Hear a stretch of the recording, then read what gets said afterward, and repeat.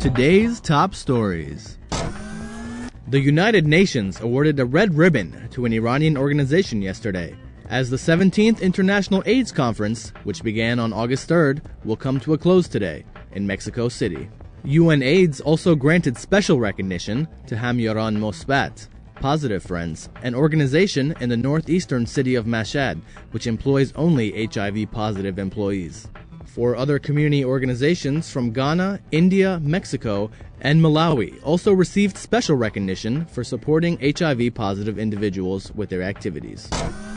Sanctions against Iran today entered a new phase, as the European Union announced it will implement new sanctions against Iran, and Western powers are reported to be considering additional sanctions against that country that would go beyond UN sanctions.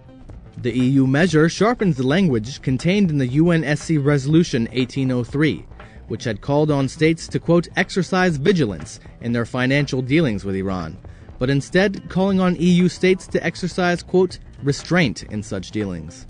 Additionally, member states have been asked to, quote, exercise vigilance in dealing with financial entities, quote, that are neither domiciled in Iran nor within jurisdiction of member states, but are controlled by persons and entities domiciled in Iran.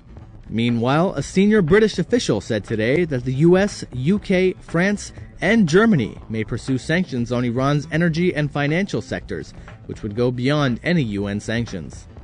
Russia and China have been reluctant to impose additional sanctions against Iran, and this resistance has softened prior UN sanctions.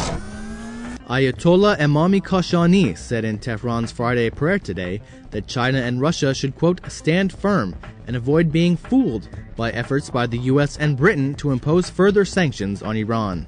Ayatollah Khashoggi said, quote, the 5+1 group had meetings and are seeking new sanctions, but of course there are differences among them, and is expected that China and Russia, which until now have resisted on the issue, would make further efforts and not be fooled by America and England.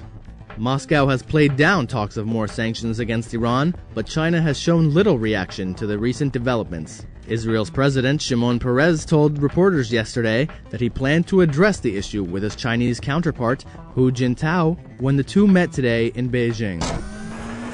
The US and NATO today called for an end to fighting in Georgia's breakaway province of South Ossetia, after that country's military forces launched an attack on the separatist region. White House spokesperson Dana Perino reiterated in a statement on behalf of President Bush that, quote, the United States supports Georgia's territorial integrity and we call for an immediate ceasefire. She added, we urge all parties, Georgians, South Ossetians, and Russians, to de-escalate the tensions and avoid conflict. We are working on mediation efforts to secure a ceasefire, and we are urging the parties to restart their dialogue. Tensions escalated in Georgia's separatist territory today as Russia, a major supporter of South Ossetia, sent tanks to the region and its troops in South Ossetia's capital, who began firing on Georgian forces. Moscow's move came after Georgian forces, using tanks, heavy artillery, and aircraft, launched an attack on separatist forces in Tiskan Valley yesterday in an attempt to restore control over the territory. NATO Secretary General Jaap de Hoop Schaffer also called for an immediate end to the armed clashes for direct talks between all sides. These stories and more at IranVNC.com.